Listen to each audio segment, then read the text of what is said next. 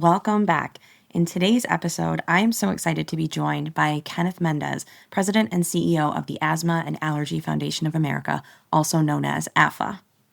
AAFA is one of the leading nonprofit organizations dedicated to improving the quality of life for people living with asthma and allergic diseases through education, advocacy, research, and community support.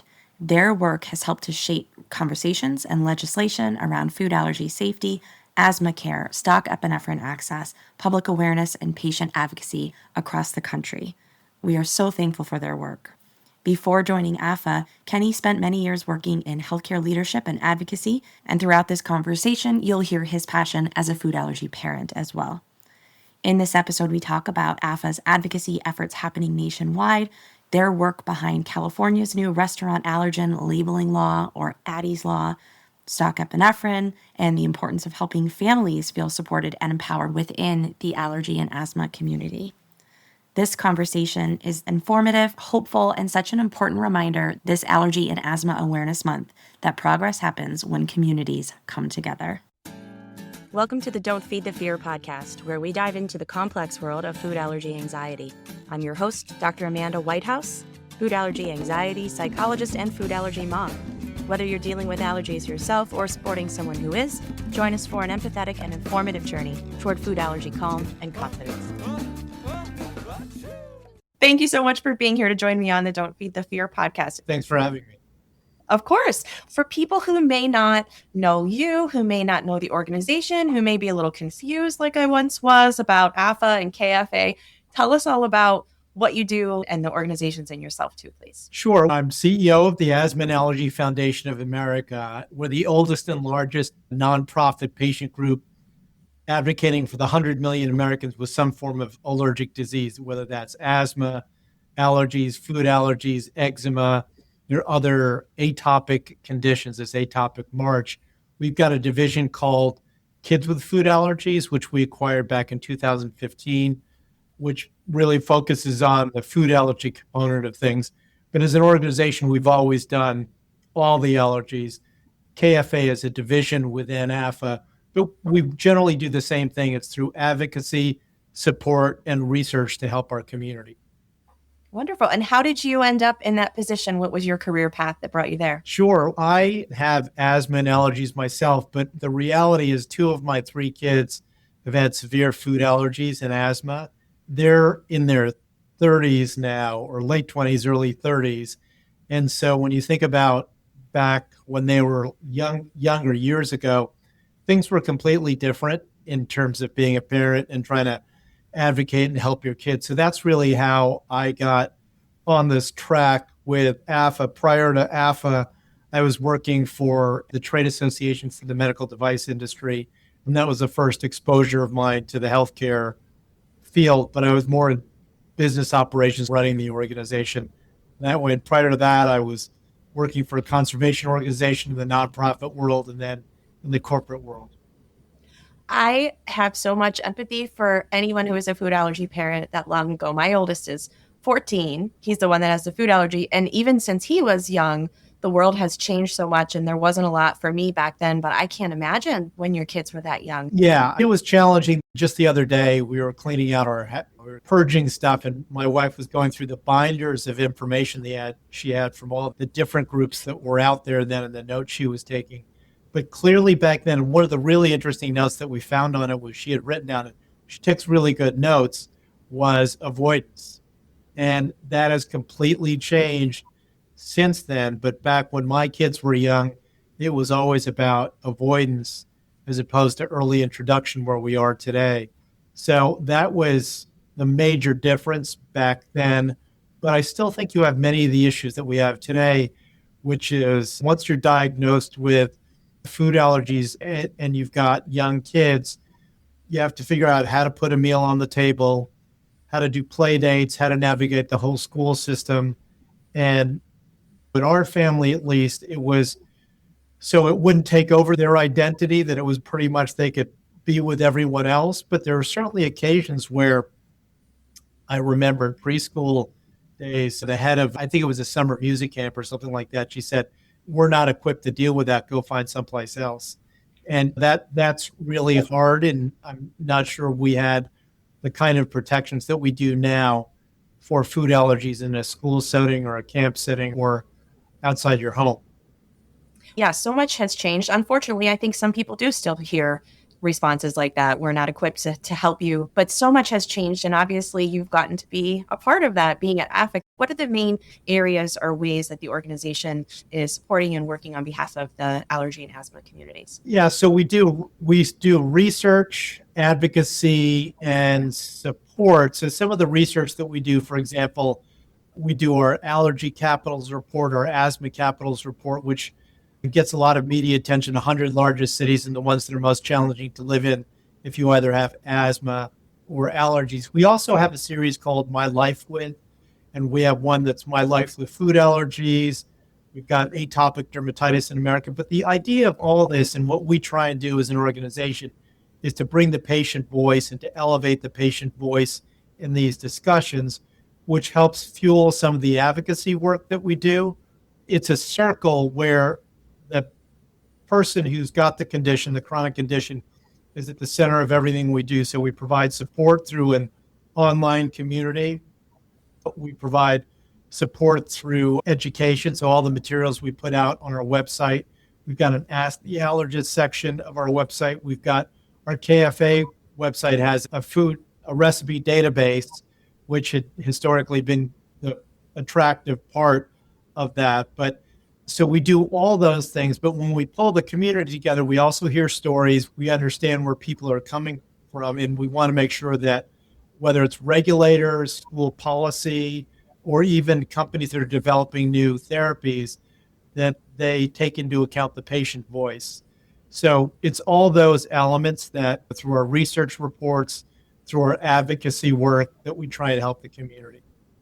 Yeah, also helpful. One of the things we wanted to focus on today was all of the advocacy work that you're doing and some of the legal pushes that are getting exciting from obviously the patient perspective being at the center of that work.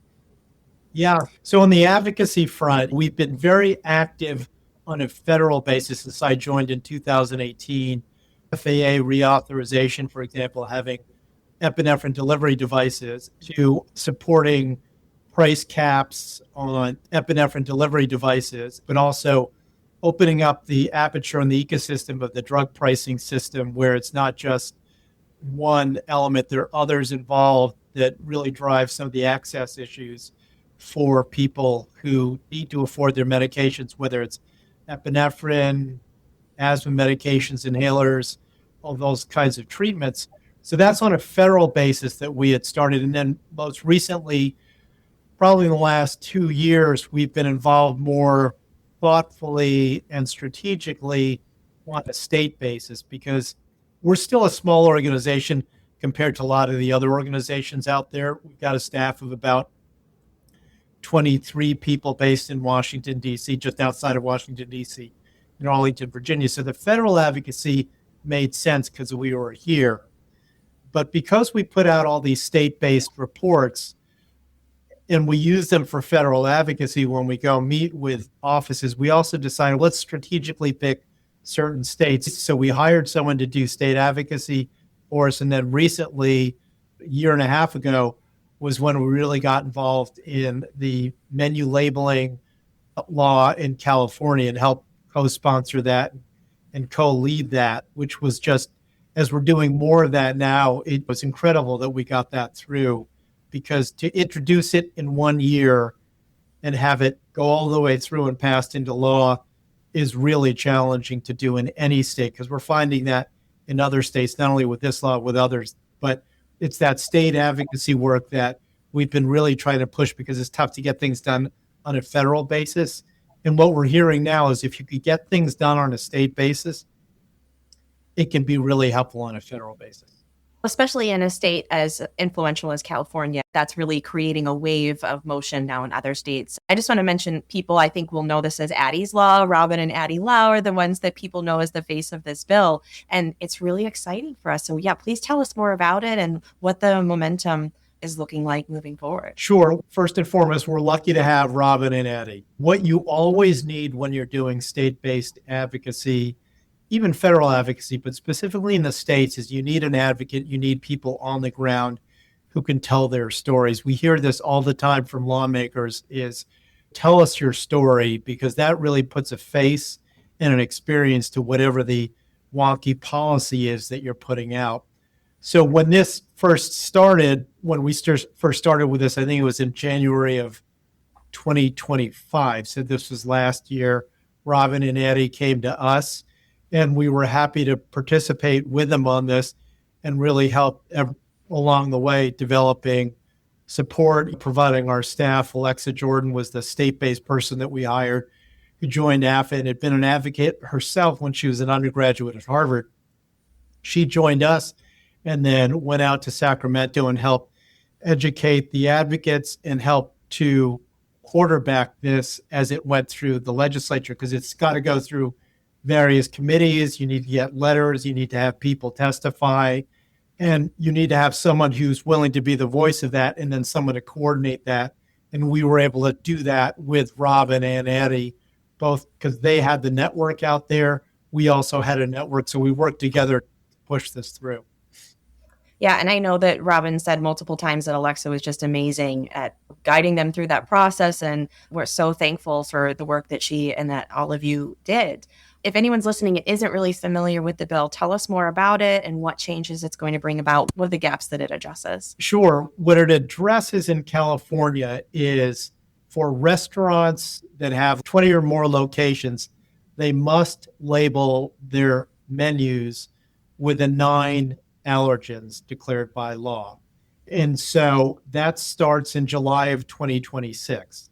The arguments we made is in Europe already, there are laws there. They've got more allergens than we do by law. I think there are 12 or 13 there. But when you go to the restaurants there, there's a labeling process so people can read the menu and understand what allergens are in the menu. Addie always told a great story. It's like playing, I think it's telephone, where you go to a restaurant. We experience this with my own kids and myself, where the server will come to you, and in the best of all cases, they'll say, do you have any food allergies? And you'll say yes. And then, or you'll mention things, they'll go back and they'll check with the chef, but then the food comes out, and sometimes there might be a mistake there. So unless you look at the menu and you could drill down on what that menu item is and have the allergen listed there, then there's still a bit of uncertainty between the front of the house and the back of the house when the server comes to you and asks you or looks at the menu. When you start to put things in writing, then there's some accountability and there's some tracking. So people deserve to know what's in their food, and there's no uncertainty there, or at least it reduces the amount of uncertainty because they're having to put it on the menu in those restaurants, the ones that are 20 or more. And when you go to other parts of the world, like in Ireland, for example, I spent a lot of time talking to them about this. They take great pride in it, that they're able to know, they feel it's their responsibility. They want to protect their customers. They want it to be safe. So they feel like it's their responsibility to know what's in their food down the entire supply chain. So those are restaurant owners. And hopefully we can create that same culture here in the US, because we don't have that. So when this starts in July of 2026 in restaurants in California, we're hoping that'll pave the way. And for people who have food allergies, who have historically avoided going out to certain restaurants, like I always know what it's like with our family. There are a few restaurants that you know are reliable and you trust them, but other ones you just don't go out to those restaurants because you just don't want to take the risk. And so it makes it very difficult, because restaurants and eating, people with food allergies realize how social it is and how much of that is part of our culture. So a lot of people don't go out to restaurants because they're worried that they can't trust what's in the food that's being served to them. So we believe that by doing this, and by the restaurants that do this, then it'll actually hopefully increase business from people who are on the sidelines. And maybe some of the smaller restaurants will then adopt this kind of approach, and then hopefully this will pave the way for other parts of the country. That's what I always keep thinking about it. Once I feel like they realize how loyal we are when we are made to feel safe, Yeah. there is so much business that we want to give them if they can accommodate us. But it wasn't as a smooth path. I know there was some pushback and lots of things around this bill. Can you talk about what some of the resistance and pushback was? Sure. In general, what always happens is when you put more regulation on an industry, they don't like it. And so we had to navigate that in the whole legislative process, where we tried to make the argument to industry that this is actually a safety issue. There are already food allergy regulations and training regulations in California. This just takes it a step further to provide safety for the community and for those patients. It was surprising to us at the last minute that when we went to testify, we had a whole bunch of kids. Alexa testified, Addie testified. And so it was clear that it was a safety issue. But then when you have industry pushing back and saying there's a better way to do this, or we need to kind of remove this burden, then that's kind of troubling. And so we had to navigate around that. And I would say not everyone in the food allergy community was supportive of it. So we had to navigate around that too, to basically say, listen, this is a best practice in other places like in Europe. Why reinvent the wheel? Let's just go simply just write down what those allergens should be on your menu, and let's not overcomplicate this. I'm glad you're willing to touch on it a little bit. As a psychologist, that division within the community was really difficult for a lot of people. So I want to thank you and everyone there for stepping up and making us feel like we are supported and someone does have our back. This is what's best for us, because that was complicated for a lot of people. Yeah, it is, sure. And I appreciate that. I appreciate your support and the community support. You know, our culture here at AAFA and what we tend to do is we're a little bit more behind the scenes. We try and drive things for what's best for our community. We're science-based, we're evidence-based. And so all those things were clearly what was driving our efforts in California. There's also a piece that there's the reality of putting together legislation where sometimes you have to compromise. So one of the things that we heard about was it might be a challenge to get this thing through because there are minimum wage requirements, for example, for restaurants now in California. It might hurt small businesses. So that's the kind of thing where as an advocate, you have to weigh the benefits and the trade-offs around that and maybe start small and then build from there. So we never compromised in terms of what we wanted to do and what we wanted the disclosure to be. We started out asking for all restaurants, but I think as we got further in the legislative process, it was clear that it might have been tough to overcome some of the other external forces related to minimum wage and small business in California. I think the governor probably owned restaurants too and might have had come from that background. So again, we wanted to make it easy for the governor to sign this and for legislators to basically support this. I think we all know that it's a win, even though it might not look exactly how it started. I would love for you to then talk about how do we continue this movement? What's the effort look like moving this to other states and beyond? Yeah, absolutely. We're working on this. Once we did this, we had many advocates come to us who wanted to do this. And again, as we have started to do this, so that was last year, this October that it basically passed.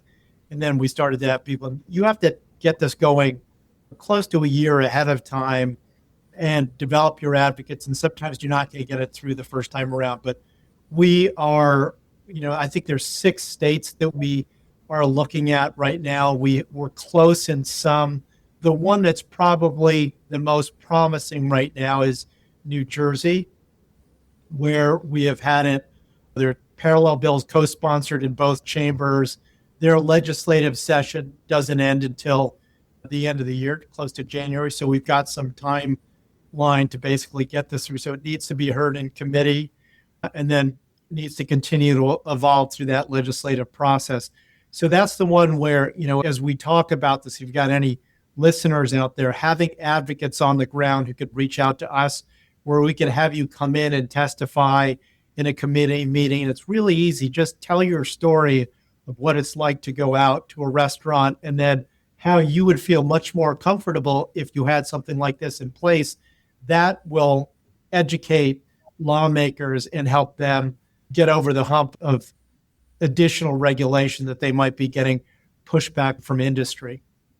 Yeah, that's a good note. I think it's telling the stories, like you said, that really connects people and makes it practical, not just another thing on the list of topics of the day. Absolutely. And I think what people have to understand about advocacy work is it's hard. It's not easy. You have to stay with it, and it takes time. We had a bill introduced in Maryland. Time ran out. Their session just closed. We're working in New York. We're hearing any day now. Maybe something will get introduced there. We're working with leadership in New York City, for example. That is an interesting aspect, because first we went from federal to state, now on a municipal basis, but a place like New York City could be quite interesting for the rest of the state. So you have to try different creative approaches and prioritize. But again, it boils down to having the right people in place, having advocates who could tell their stories, and then finding receptive legislators per what you're saying. When you go in and you tell their story, someone knows someone who's got a food allergy, and then that can be really helpful to get things passed. Absolutely. And I love that progression, like you said, from the federal and down. But down isn't even the right word, because it's all important and I think impactful in a different way. But a lot of people, myself included, don't understand very well the differences. So can you talk about what it's like to work on these laws on the state level versus when we're talking about a federal bill? Yeah, I would say the big picture from my point of view is that if you're doing something on a federal basis, apart from the politics and what we're seeing with Congress right now, but just from a structural point of view and government 101, they do this for a living. They get paid to do it, even though a lot of people feel like there's not much happening because we're not getting very many laws passed, but they're paid to do it. They have staff and they're accessible. They're here and you could advocate with them. In fact, the last federal law we got passed was the FASTER Act, which actually created sesame as a ninth allergen. So we were very much involved in helping to lead that. When you get to the state level, what happens is it really depends on the state. Some of the legislators are actually volunteers, or they get a small stipend. So they've got day jobs, but their legislative work is over and above what they do for their daily lives. And there's a limited amount of time in session. So depending upon the state, some states' sessions are quite short or meet every couple of years. Some are more rigorous. So it just depends on the state. So you have to figure out what the structure is of government in each of those states, what the timelines are like, what the process is like. So that's in all 50 states. So then when you get to a municipal level like New York, so that's the city council, basically. How many members are there? 51 council members spread throughout New York City. So then you have to figure out how that works on a council basis. That's new for us. But again, that's an example of how it takes a lot of arms and legs to figure out how to navigate the various advocacy initiatives within state, federal, or municipal.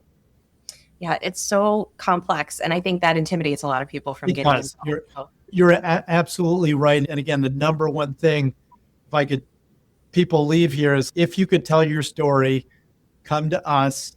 And if we are working on a state, we obviously have to prioritize because we have a small staff. And as I discussed with you, a lot of times what happened before we made this commitment to state advocacy and prioritize state advocacy, we would get things over the transom. People would write to us and say, can you write a letter of support, which we're always happy to do when we know about a bill. But in this case, where we're trying to drive things, we don't have the bandwidth to cover all the states. So we tend to partner and prioritize which states we have really strong advocates in.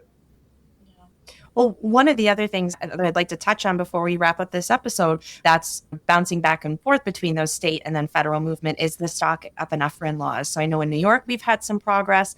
It's one that people really care about. Yeah, one of the things that we're trying to do, at least on a state basis from the start, we're working on this on the federal basis too, but on a state basis, is making sure that states understand that there are new delivery systems in place, that there's new technology. I think one of the things since I've been with AAFA in 2018, and I think about my own kids, generally it was only the auto injector that was around. And now you've got many new technologies. You've got a nasal spray coming. There's sublingual under the tongue that's coming. So all these things are really exciting for our community because our community needs choice. So on an advocacy basis, it's reaching out to the various states who have these laws in place to help make sure that it's not limited to old technology, that they're aware that there's new technologies. So right now, 10 states require epinephrine stocking in schools. Four of those states now, of the six, four of those 6 states have the new language in that we helped to work on, which is basically to say epinephrine delivery device and not just an auto injector. And then we've added 6 new states, which will happen next year, that are where you'll have epinephrine stocking in schools. So that is really exciting for us. It's not going to happen until 2027, but some of that stuff is in the works right now. So again, that's really exciting for us, but it's a state by state basis. We've got a whole database. We've looked at all the laws and cataloging all that and making sure that we reach out on a systematic basis to states. Yeah, it really is meaningful. I think a lot of people think, oh, it's just all this government legal stuff that's over my head, but these are really meaningful changes that are impacting us as people with different allergic diseases. Yeah, if people can think about it this way, you walk around in defibrillators in public places, and that it would be great to have epinephrine delivery devices in those places as well, bundled with them. That would be terrific for our community because there are federal laws, Dillon's law that passed in Wisconsin. There are ones where you could train someone in understanding an anaphylactic reaction, have a Good Samaritan law in place where you could deliver epinephrine. Wisconsin's an example where once you're trained, you can get epinephrine and carry it with you. So in case you're recognizing someone has an allergic reaction, you could deliver that device to them. That's the vision for the future. We'd love to be able to have that out there.